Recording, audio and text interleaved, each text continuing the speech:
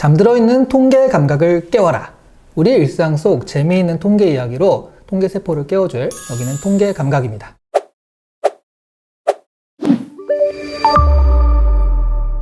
안녕하세요. 저는 진행을 맡은 이시안입니다. 저는 서울대학교 통계학과의 정성규 교수입니다. 안녕하세요. 김기호입니다. 요새 이 통계가 대세인가요? 왜 그렇게 통계가 주목받는지 효자손같이 아주 등을 팍팍 긁어주는 그런 속 시원하게 한번 파헤쳐보도록 하겠습니다. 오늘의 주제는요, 바로 확률입니다. 확률하니까 딱 생각나는데, 제가 오늘 이 촬영장에 오려고요, 내비를 켰단 말이에요. 딱 내비가 애매한 데 쓰잖아요. 이 건물인가 이 건물인가 애매한데 딱 가운데 쓰는 거예요. PD님한테 전화를 했죠. 뭐 5초, 10초 사이 결정을 해야 되는데 전화 안 받으시더라고요. 되게 고민을 하다가 그냥 감으로 바가 내려져 있는 저 건물이 아닐까 해가지고 딱 여기에 됐는데 맞았습니다. 저는 저 뒤로 갔어요. 아이고. 저는 사실 확률에 대한 나름의 감은 되게 좋다라고 생각을 하거든요. 학창 시절 때 문제도 잘 찍으셨겠어요. 그렇죠. 네. 보통 4번입니다. 4번 찍으시면 되고요. 네네. 사실 이런 것들이 다 확률이라고 생각이 들긴 하거든요. 자, 확률이란 이렇게 내 미래에 어떤 사건이 일어날 것이다 또는 그렇지 않을 것이다 라는 그런 어떤 가능성 또는 나의 믿음, 이런 것들을 숫자로 표현한 것이라고 할 수가 있는데요. 확률은 삶 속에서 또 역사 속에서 오랫동안 있어 왔어요. 뭐 가장 대표적인 예를 들자면은 도박에서 우리가 확률을 많이 쓰죠. 화가 났네요. 네, 그래서 뭐 동전 던지기를 한다, 뭐 주사위를 던진다, 이럴 때 뭐 짝수가 나올 확률, 이런 것을 쓸 때 우리가 확률이라는 표현을 많이 쓰잖아요. 그 다음에 확률이라는 표현이 또 쓰이는 데가 어디냐면은 뭐 내일 비가 올 확률, 또 우리나라가 월드컵에 진출할 확률, 내가 어떤 질병에 걸릴 확률, 그 다음에 기업에서 10대 남성에게 프로모션을 하면은 이 제품을 구입할 확률이 뭐 30% 이런 것들을 다 계산을 해보고 프로모션을 하면은 이제 매출을 증가시키는 그런 효과가 있을 수도 있겠습니다. 말씀하신 마케팅 할 때 30대 여성분들한테는 이게 잘 먹힐 것이다, 이런 것들이 약간 경험적으로 있는 게 있어요. 생각해보면 그 기획안을 딱 가져가잖아요. 경험 뭐 수리해가지고 회장님한테 딱 가져가가지고, 회장님 저희 이렇게 마케팅 하겠습니다. 그러면 안 돼. 왜요? 어제 꿈자리가 사나워서 이건 안 될 것 같아. 촉으로 하시는 분들이 있어요. 미신. 근데 그 촉을 또 무시를 못한단 말이에요. 회장님까지 되셨으니까. 경험치에서 나오는 듯한 그런 촉이죠. 그렇죠. 그러니까 그런 것들이 확률하면 이제 경험이나 아니면 흔히 얘기하는 감각적인 촉, 뭐 이렇게 얘기하는데, 근데 사실은 여기에 수리라는 게 들어가야 되는 거죠. 확률을 생각할 때는요. 그렇죠. 이 경험에 기반한 것도 역시 자료를 보고 한 것과 비슷한 효과가 있긴 있어요. 네. 실제 확률을 계산을 할 때는 다른 것들이 포함되어야 되는 그런 경우가 있습니다. 확률이라는 게 사실 숫자들이 곱해져서 나오고 더해져서 나오는 거잖아요. 수학이 조금 들어가요. 방금 손 보셨어요? 수학이 조금 들어가요. 네, 수학이 조금 들어갑니다. 아주 조금, 요만큼만 들어가는 거예요. 근데 여기서 들어가는 수학이 우리가 가지고 있는 직관하고 어긋날 때가 종종 있어요. 네, 이 직관을 믿지 않고 계산대에 나오는 확률 값을 믿으면은 조금 더 사실에 가까운 그런 선택을 할 수가 있게 되겠죠.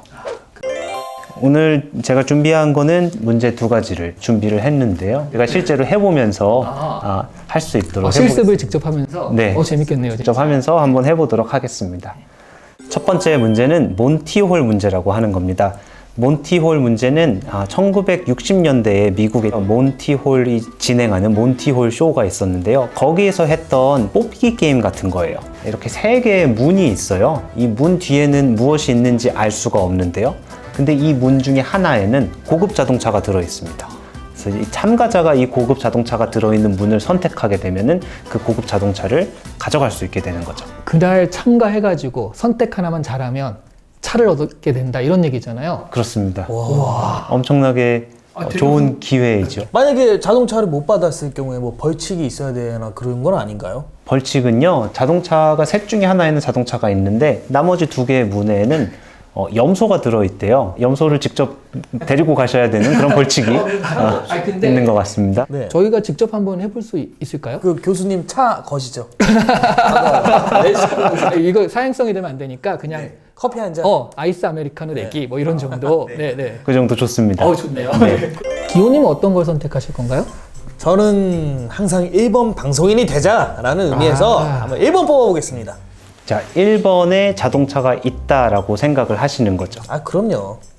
그럼 제가 둘 중에 하나를 한번 열어볼게요. 제가 염소가 여기 있는 걸 알고 있었어요. 그래서 한번 열어볼게요. 기호님은 1번을 뽑으셨고, 그러면 지금 저 3번이 자동차든가 아니면 1번이 자동차인데 지금 이런 상황인 거네요.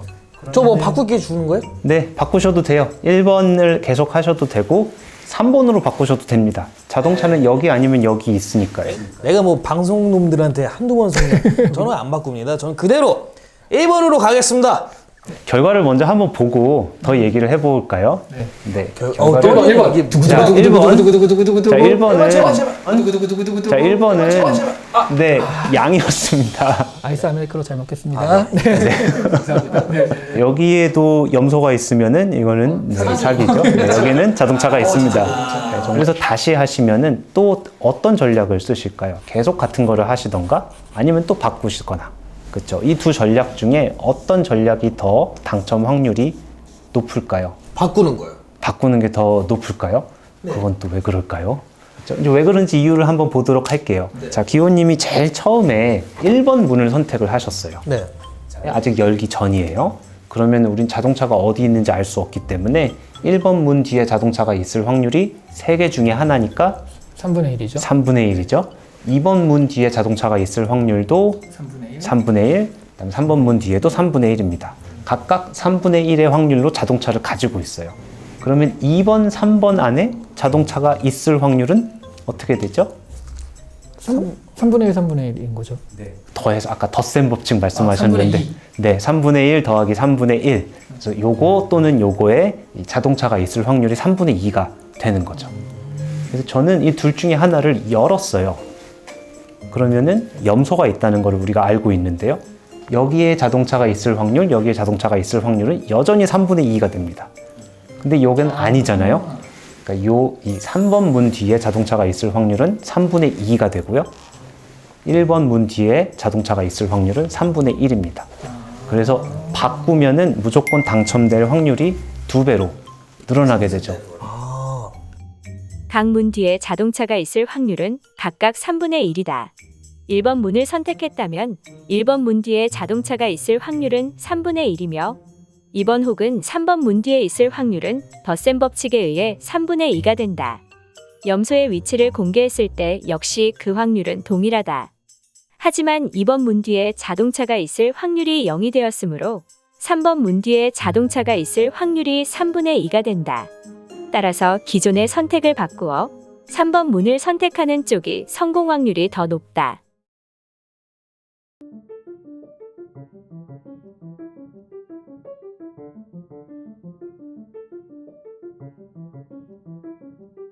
이 몬티올 문제는 사실 영화 같은 데도 되게 많이 나오고 이 문제가 왜 이렇게 유명한 건가요? 자, 이 문제가 유명한 이유는 직관과 확률이 다른 대표적인 예이기 때문이고요. 확률이라는 게 과연 무엇인가? 이런 철학적인 질문까지 이 문제에서 파생되었기 때문에 이 문제가 유명합니다. 근데 정말 많은 분들이 안 바꿀 것 같아요. 그렇죠. 한번 바꿀 기회를 주겠습니다. 그러면 약간 주최자가 사기치는 것 같고 맞아요. 뭔가 그냥 보통은 자기 선택을 유지할 것 같긴 하거든요. 네. 그리고 여기 제가 한 가지만 더 말씀드리고 싶은 게 이 수리적인 확률로 3분의 1, 3분의 2여서 문의 선택을 바꾸는 게 나은 선택이라고 제가 말씀을 드렸지만 우리는 이 게임에 참가를 한다면 단 한 번만 하는 거잖아요. 단 한 번 할 때의 결과는 첫 번째 문이 정답이 될 수도 있고요. 두 번째 문이 정답이 될 수도 있습니다. 가능성이 낮은 것을 나의 감을 믿고 따라갈 것인지 또는 가능성이 높지만 나의 감에 위배되는 그런 선택을 할 것인지는 그건 개인이 결정해야 되는 그런 문제라고 생각을 할 수가 있고요. 확실히 확률을 알면은 이 전략하는데 도움이 될 것 같아요. 그래서 두 번째 예로 우리가 실험을 해볼 수 있는 걸 준비를 했는데요. 그 뽑기. 좋다. 좋다. 오늘 많이 준비하셨네요. 되게 현실에 확 와닿네요. 내가 뽑기를 할 수도 있는 거니까. 좀 기대가 됩니다. 예를 들어서 어떤 백화점에서 연말에 이벤트로 이제 뽑기를 했다고 해볼게요. 뽑기 이벤트의 참여 방법은 1만 코인과 2만 코인이 들어있는 통이 2개가 있는데요. 자, 코인을 뽑을 수 있는 기회는 총 3번이 주어집니다. 우리가 뽑은 전체 코인의 합이 2만 점이 넘으면 실제 상품으로 바꿔갈 수 있는 기회가 주어집니다.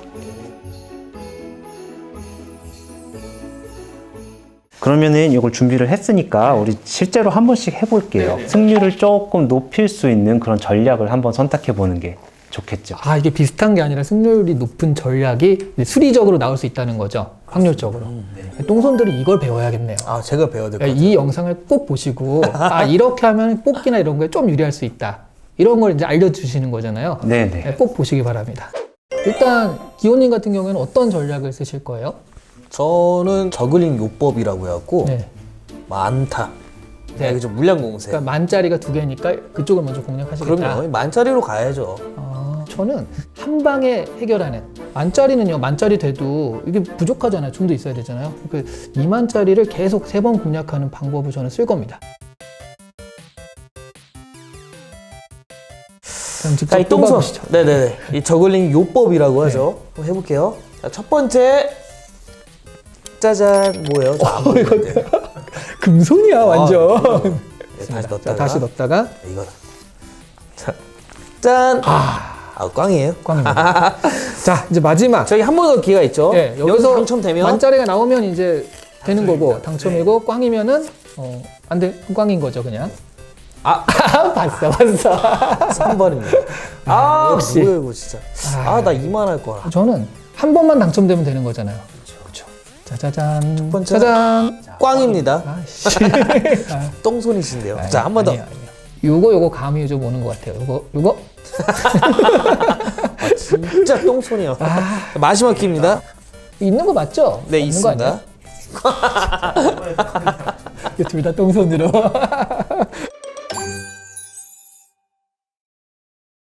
이게 확률적으로 어느 쪽이 더 유리한 게 있나요? 네, 확률적으로 계산을 해보면 둘 중에 하나가 승률이 조금 더 높습니다. 그래서 제가 그거를 좀 계산을 한번 해보려고 하는데요. 근데 이런 거를 이용해서 확률 계산을 뭐 중학생도 쉽게 할 수 있어요. 이거를 확률 나무라고. 중학생도 할 수 있다고. 중학생도 할 수 있는 걸 좋던 전 지금 겁니다. 발발 떨고 있는데. 아우. 시아님이 선택하신 2만 코인 통해서 3번 고르는 그 작전의 성공 확률을 한번 가늠해 보도록 할게요. 과연 몇 %가 나올까요? 제일 처음에 2만 통해서 하면은 경우가 또 두 가지가 이렇게 나오게 되겠죠. 그래서 첫 번째 경우는 2만 통해서 2만이 그냥 나오는 이런 경우가 있겠죠. 두 번째는 2만 통해서 꽝이 나오는 이런 경우가 있을 수가 있겠죠. 자, 2만이 나왔으면 더 이상 할 게 없어요. 그렇죠? 이 나머지는 더 이상 뽑을 필요가 없습니다. 자, 성공이라고 그냥 쓰도록 하겠습니다. 자, 꽝이 나온 경우, 이 경우에는 이제 2만 통해서 한 번 더 뽑게 되겠죠. 그러면 이 뽑을 때도 또 두 가지 경우가 또 생기게 됩니다. 첫 번째는 이 2만이 좋은 경우가 있겠죠. 이것도 성공입니다. 물론 꽝이 나올 수도 있겠죠. 제 경우죠. 네. 한 번 더 하시는 거죠. 한 번 더 해서 진행자님처럼 꽝이 또 나올 수도 있습니다. 네. 하지만 2만이 이제 우연히 이렇게 딱 나오면 또 성공이 되는 이런 경우가 있겠죠. 자, 여기서의 성공 확률을 한번 가늠을 해 볼게요. 자, 2만 통을 우리가 고르기 조금 꺼려졌던 이유는 여기에는 통 안에 코인 10개 중에 2만 원짜리가 하나밖에 없었어요. 네, 그래서 이 10분의 1의 확률로 2만이 나온 거죠. 꽝은 이제 10개 중에 9개가 꽝이기 때문에 10분의 9. 자, 두 번째도 마찬가지로 10분의 1의 확률로 2만, 10분의 9의 확률로 꽝. 여기도 10분의 9, 이제 10분의 1의 확률로 성공. 이렇게 나오는 거죠. 그러면은 성공할 확률을 한번 생각을 해볼게요. 첫 번째, 10분의 1의 확률로 성공을 했네요. 자, 두 번째, 꽝이 나왔는데 그 다음에 2만이 나오는 이 경우. 이 두 개가 동시에 일어나야 되잖아요. 곱셈 법칙이죠. 네, 곱셈 법칙이라고 일단은 이렇게 동시에 일어날 수 있는 사건은 곱하면 된다.